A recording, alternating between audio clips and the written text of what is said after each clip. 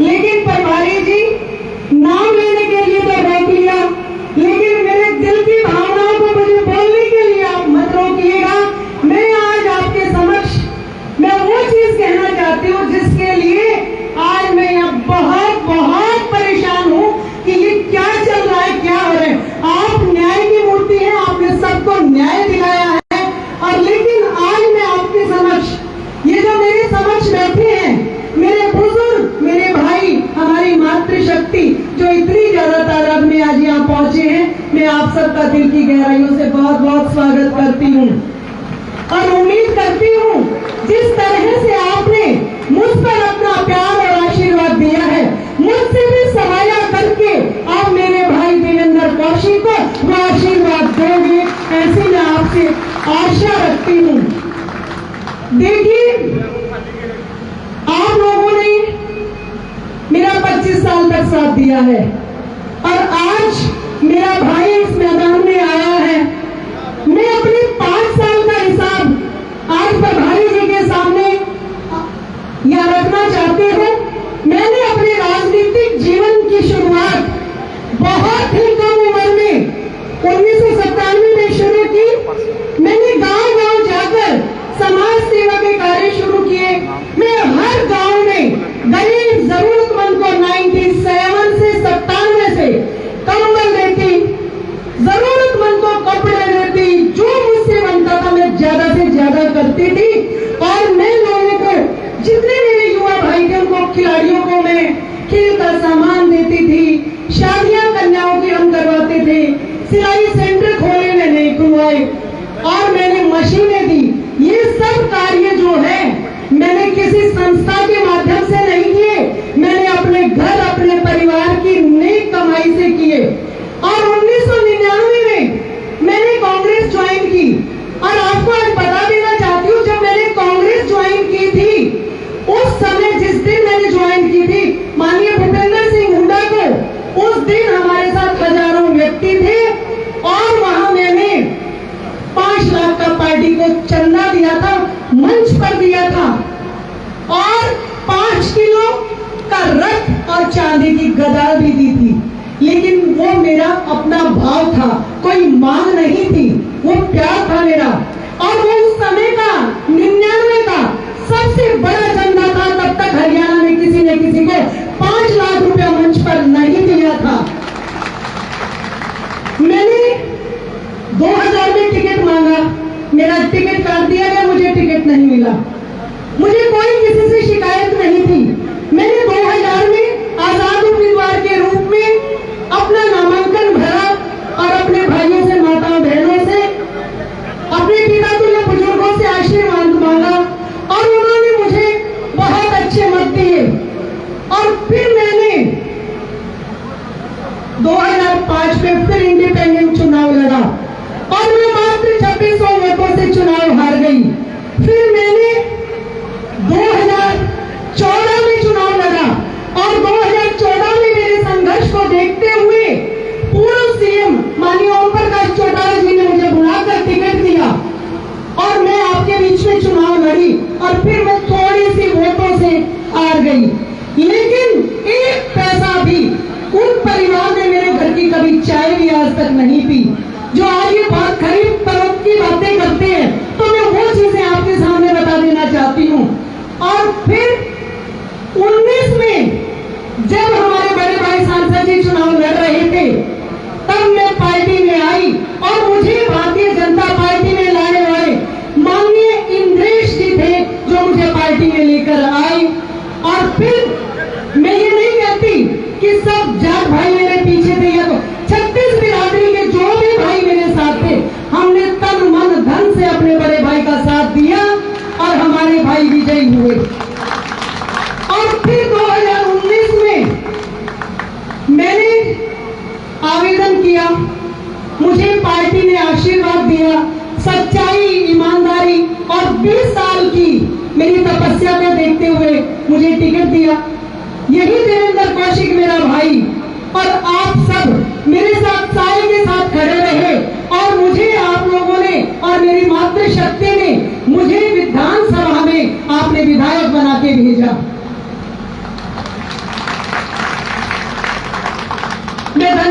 करती हूँ अपने शीर्ष नेतृत्व का, अपने केंद्रीय नेतृत्व का।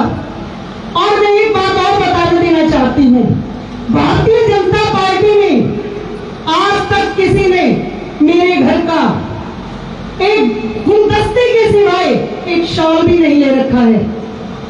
और मैं विधायक बना दी भारतीय जनता पार्टी में, और मैंने 5 साल अपना कार्य किया, और मुझे टिकट देकर, फ्री में टिकट, जो ये लोग आज खरीद फरोख्त की बातें करते हैं, टिकट देकर मुझे विधायक बना दिया।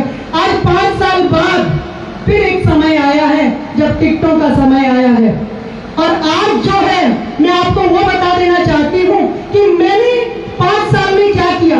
आज सुबह जब देवेंद्र कादियान अपना फॉर्म भर रहा था तो वो लाइव चल रहा था और मैं देख रही थी, तो उसने क्या कहा, उसने ये कहा, ए मेरी बहन, अगर झुकना ही था, अगर गिरना ही था तो कहीं ऐसी जगह गिरती।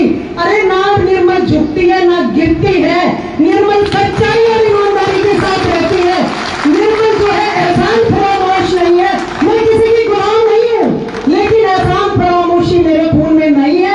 मैं कभी एहसान फरामोशी नहीं कर सकती। मेरे लिए कोई इतना करेगा तो मैं इतना करूंगी। मुझे आज वाकई में दुख हुआ। और जो ये कहता है कि मेरा टिकट कट गया, अरे टिकट तीनों की कट गया, टिकट तो मेरा कटा है और मैं संगठन के साथ खड़ी हूँ आज भी।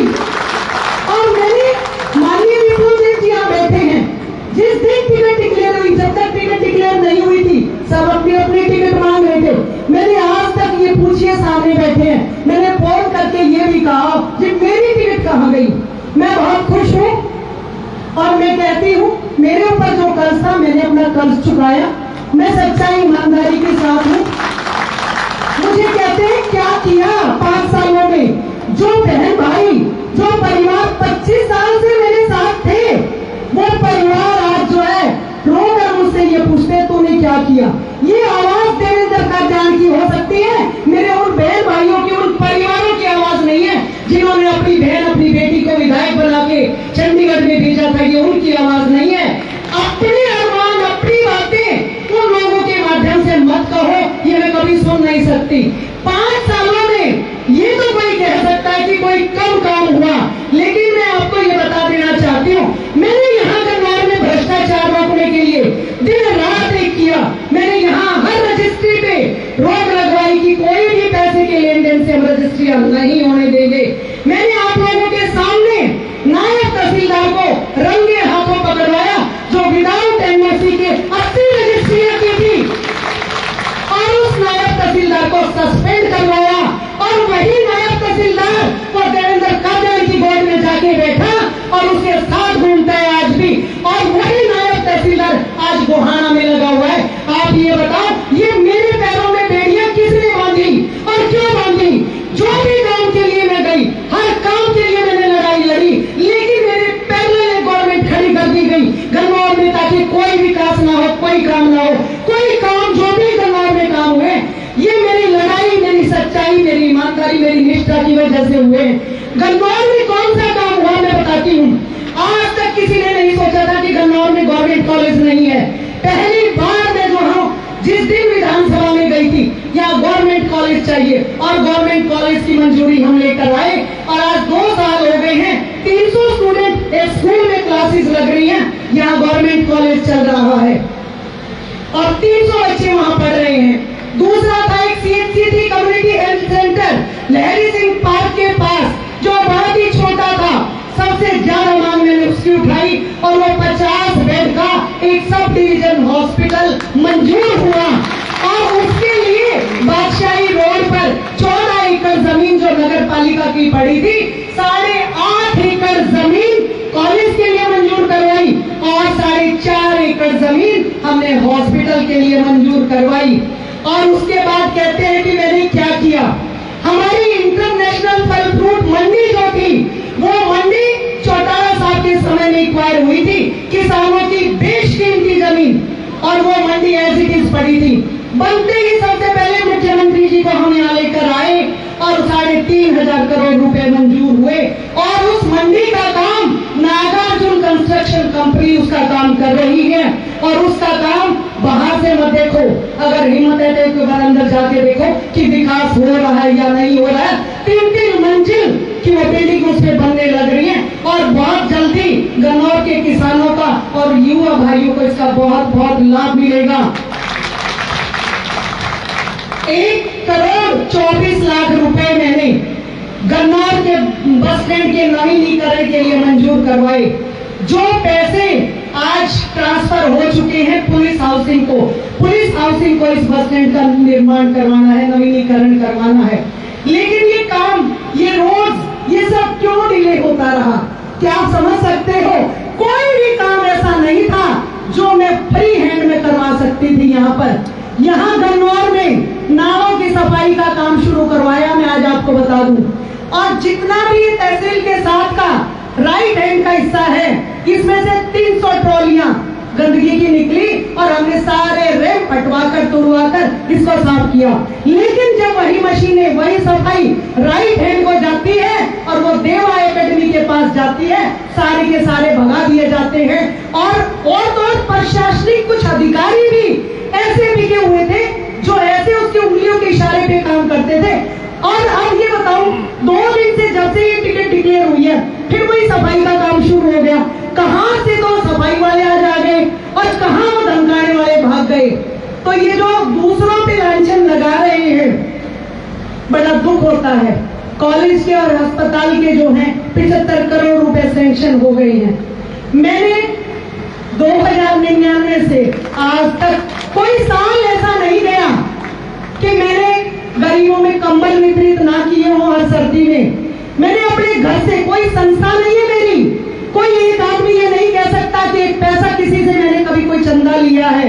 अपने घर से, अपनी मेहनत की नेक कमाई से मैंने कम से कम 25-30 हजार परिवारों को हर साल में कंबल बांट चुकी हूँ और खिलाड़ियों को सामान दे चुकी हूँ। और मैं अपना एक और बात बताऊं, कोरोना का काम चल रहा, कोरोना का पीरियड चल रहा था। कोरोना में लोग घर से बाहर नहीं निकल रहे थे और मैंने इस कोरोना में स्कूलों से रिकॉर्ड उठा के, मैंने बच्चों को बुला के अपने घर में खिलाड़ियों को बुलवाया, गरीब पढ़ने वाले बच्चों को बुलाया। मैंने 5,000 बच्चों को 2100 रुपए दिए और कोई चैलेंज करता तो रिकॉर्ड, और मेरे पास सारा का सारा रिकॉर्ड है, वो मैं आपको बता दूं। ये सब पैसे जो ये 3-4 करोड़ रुपया लगा, ये कोई सरकार का पैसा नहीं था, ये मेरे घर की मेरी नेक कमाई थी। मैंने बनने से पहले कहा था कि मैं तनख्वाह के लिए नहीं आई। मेरे घर में या मेरे परिवार में इस तनख्वाह का एक पैसा भी अगर बढ़ता हो तो वो जहर के बराबर है। मेरे पर उंगली उठाने से पहले ये सोच लेना चाहिए कि हम कहां और क्या हम उंगली उठा रहे हैं। मेरी ईमानदारी, मेरी शराफत को देखते हुए मुख्यमंत्री जी ने और leader of opposition Bhupendra Singh Hooda थे, 7 लोग थे जिन्होंने पूरे प्रदेश में पहली बार मुझे बेस्ट एमएलए का अवार्ड दिया। वो तो कोई रिश्वत नहीं थी, वो तो कोई खरीद फरोख्त नहीं थी जो मेरे को अवार्ड दिया गया। कोई और भी महिला लेके आई थी क्या बेस्ट एमएलए का अवार्ड? तो फिर भी स्त्री होने के बावजूद भी आज बहुत तकलीफ होती है मुझे। और जो वो बेस्ट एमएलए का अवार्ड, जो खिताब से मुझे नवाजा गया, वो मैंने हमेशा आपके बीच में आके कहा ये आपका है। मैं आपको एक बात कह के चली थी, अपने बुजुर्गों की, अपने भाइयों की गर्दन में कभी झुकने नहीं दूंगी। और मैंने पूरी कोशिश की, पूरा प्रयास किया, लेकिन अंत में मैं कुछ बदमाश गुंडों के आगे हार गई और मैंने अपने घुटने टेक दिए और मैंने कहा भाई अब तू लड़ाई लड़ ले, मैं तेरे साथ खड़ी हूँ। मैं ये बदमाशों से लड़ाई नहीं लड़ सकती, मैं ऐसे खानदान से नहीं हूँ। जो चल रहा है, आप मुझे एक बात बताइए, ये गड़ियाली आंसू बहा के हर रोज मैं लाइव आ रहा हूँ, मंदिरों में जा के बैठ जाना। अरे मंदिर में कई कैमरे चल रहे हैं क्या? मंदिर में वीडियो बन रही है क्या? ये जो स्टंट आप कर रहे हो मंदिर में बैठ के, भगवान को भी धोखा दे रहे हो, युवाओं की भावनाओं से भी आप खिलवाड़ कर रहे हो कि मेरे साथ ज्यादती हुई, मेरा बाप मर जाएगा। अरे मेरा बाप तो अपनी बेटी को एमएलए देखने के लिए तरसते मर गया। मैंने तो अपने बाप की गुआही कभी नहीं दी। मेरे पिताजी को 2011 में चले जा रहा है। इससे जो है आप अच्छी तरह से परिचित हैं और इसका हिसाब किताब आप ही ले सकते हैं। और जो ये नुकसान आपको बता दूं मैं, इस गन्नौर हल्के में जो युवाओं को नशे की गर्त में डाल दिया गया है वो आप सब समझते हैं। मैं हाथ जोड़ के एक ही विनती करती हूँ मेरे भाइयों को, मेरे युवा भाइयों को, नशे से बचा लो। ये बच गए तो हमारा गन्नौर बच जाएगा, वरना सब कुछ तबाह हो जाएगा। आने वाली युवा पीढ़ी नशे की चपेट से बचाना यही हमारा जो है सबसे बड़ा कार्य है। और एक बात बताओ, रोज ये कहता है गरीब किसान का बेटा। अरे भाई, गरीब किसान का बेटा कितने सालों में 17 होटल हरियाणा में, यूपी में, राजस्थान में, दुबई में, और यू गरीब का बेटा खाए है भाई। किसी के का ढाबा भी होटल होते बता दो मेरे को, तुम भी गरीब के बेटे हो या नहीं हो? ये वही गरीब का बेटा है। और एक बात बताऊं, सुनने में आया है 200 एकड़ जमीन जयपुर में खरीदी। भाई ये या तो नशे के कारोबार से हो सकता है और या जो है किसी के लूट खसोट के साथ हो सकता है। ईमानदारी से आप सच्ची बताओ, आप सारे बहुत समझदार बैठे हो, किसी के घर में 2 सरकारी नौकरी भी यदि है तो आप जो है एक घर बना सकते हो, अपने बच्चे बढ़ा सकते हो और उनको ब्याह सकते हो। इससे ज्यादा आप कुछ भी नहीं कर सकते। क्या कर सकते हो? और भाई एक और बताऊं, यो गरीब किसान का बेटा 3-3 करोड़ की गाड़ियों में चलता है और आपसे इमोशनल ब्लैकमेल करता है। मैं गरीब किसान का बेटा हूँ, ये गरीब है 3 करोड़ की गाड़ी में चलने वाला। अरे हमारा तो हमारे दादा ने इतनी छोड़ के हम करोड़ की गाड़ी की सोच नहीं सकते। हम ये सोचते हैं कि हमें अपनी ईमानदारी से आगे बढ़ना चाहिए। ये कहीं किसी का गला घोट के, कहीं किसी के साथ, युवाओं के साथ खिलवाड़ करके आगे बढ़ा जा रहा है। और ये जो आंसू हैं ये बताते हैं कि मुझे किस तरह से मेरा क्या क्या लूट रहा है, क्या नुकसान हो रहा है। लेकिन मैं एक बात करती हूँ, आपको बताना चाहती हूँ, बहुत बड़े दुख की बात है कि इतने कम समय में इतना कुछ पा लेने के बाद भी इस व्यक्ति का, इस मेरे भाई देवेंद्र कात्यायन का नहीं भरा भाई, और ना इसका भर सकता, ना कोई इसका भरे, और उसके बावजूद भी इतना मानसिक संतुलन खो बैठा। अब एक दिन राजपुर गांव में इसकी एक सभा चल रही थी और इसने मेरे लिए क्या बोला कि एक ऐसी विधायक आई 5 साल में ठप्पा लगवाया, अपने बच्चों का, बेटे का रिश्ता लिया, भाग भरवाया और चली गई। भाई तुम एक बात बता दो, मैंने ऐसा क्या गुनाह कर दिया? भाई बहन का भाग भरते हैं या नहीं भरते? जिसका अपने नहीं होते उसका कोई और भी भरता है। यूं मैंने कौन सी चवन्नी लेकर गया था भाग में, इससे यूं पूछ लो, इसकी मैं सवाई कर लेता आऊंगी। अगर इसने कुछ दे रखा तो वो बता दे। और ना तो आज इस मंच के माध्यम से आपकी बहन, आपकी बेटी ये कहती है तू अपनी बहनों का बात मत करिए, तेरी बहना का बात, तेरे भांजे भांजियों का मैं भर दूंगी 11-11 लाख रुपए का। कितना मतलब इसने मेरे बच्चों को भी नहीं छोड़ा। इस पूरे गन्नौर विधानसभा में किसी ने शायद उनकी शक्ल भी नहीं देखी होगी, कोई जानता भी नहीं है। वो पहले भी वही जॉब करते थे, वो दोनों बच्चे डीपीएस वसंत कुंज के पढ़े हुए, दोनों बच्चे सेटल हैं। कभी किसी से कोई अधिकारी बता दे, कोई कर्मचारी बता दे किसी ने फोन किया, लेकिन ये डटे नहीं भाई। इन्हें मेरे को मारने में कोई कसर नहीं छोड़ी और आज भी नहीं छोड़ रखी इसने मेरे को, मतलब परेशान करने में कोई कसर नहीं छोड़ रखी।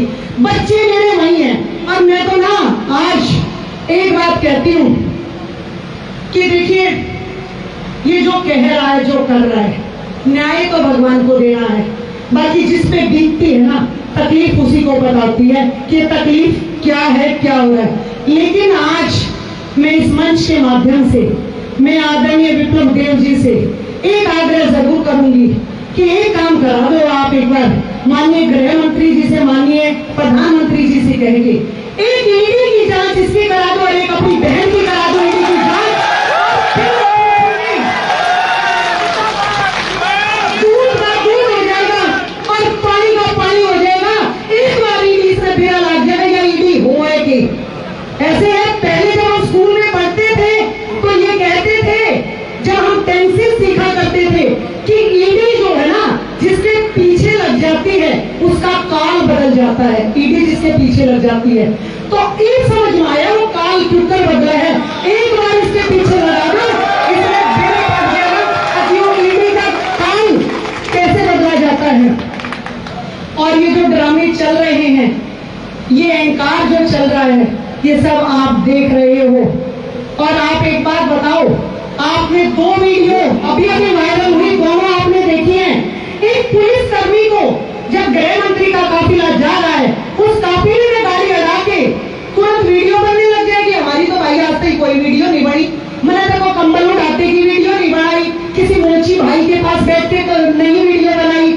आप किसी को एक कंबल उड़ा के आपने खरीद के सारी जगह इस्तेमाल कर दिया, भाई ने कंबल उड़ा दिया। आप ये बता दो, आप कितने साल से मैंने कभी एक कंबल के भी अखबार में एडवर्टाइज कोई दिया हो, अखबार में दिया, कोई प्रिंट मीडिया, इलेक्ट्रॉनिक मीडिया के मेरे बंधु यहाँ बैठे तो ये मुझे बता दे। और इन्होंने गरीबी का इस तरह से मजाक उठाया है, उड़ा रखा है कि उन सब लोगों को इस तरह से इस्तेमाल किया जा रहा है। और अहंकार, आप सोच भी नहीं सकते कितना अहंकार है। आपने एक ऑडियो अभी सुनी थी, कुत्ते के बीच पागल हो गया क्या ये? इसको बोलने की कोई तमीज नहीं है, क्या वो इंसान नहीं है जिनको ये यूं बोलते? 100 बार इसने यही बात कही, 100 बार।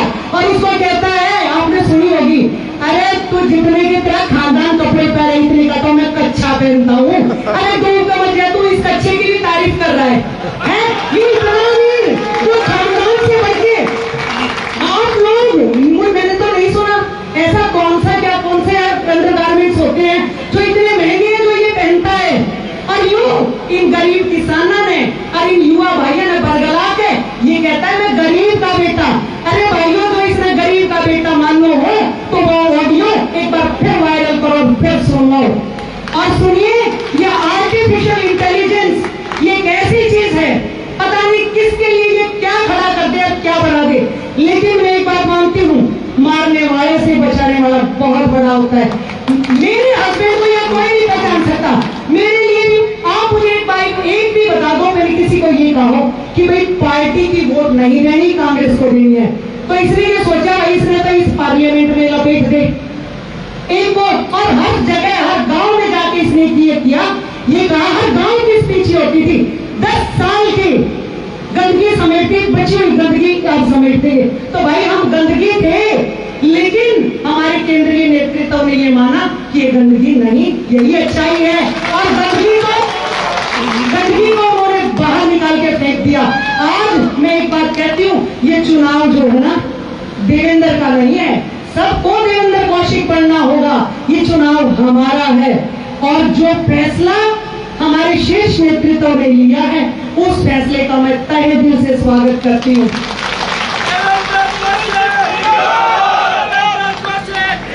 और जब तक इस टिकट का फैसला नहीं हुआ था, तब तक तो हमारा केंद्रीय नेतृत्व, शीर्ष नेतृत्व बहुत बढ़िया था, बहुत ईमानदार था। अगर इसको टिकट मिल जाती, और जिस दिन वो टिकट कट गई तो बस 100 करोड़ में बिकेगी, खतरा भी बिकेगा। अरे भाई, यू खरीदार तू है, तू सौदागर है, तू नेता नहीं, तू वाक्य में बेटा है। और ये जनता तेरे बेटा ही बना के छोड़ेगी, नेता बनने नहीं देगी। मैं आपसे बहुत बात हो गई और मेरे दिल का दर्द भी निकल गया। मैं हाथ जोड़ के एक बार फिर अपील करती हूँ, अब भाई बहुत जबरदस्त लड़ाई है और आप मेरे इस भाई देवेंद्र कौशिक को, मेरे को 11,000 से जिताया था, मेरे भाई ने 21,000 वोटों से जिता दियो। मेरा तो ये बादशाह बजा जाएगा।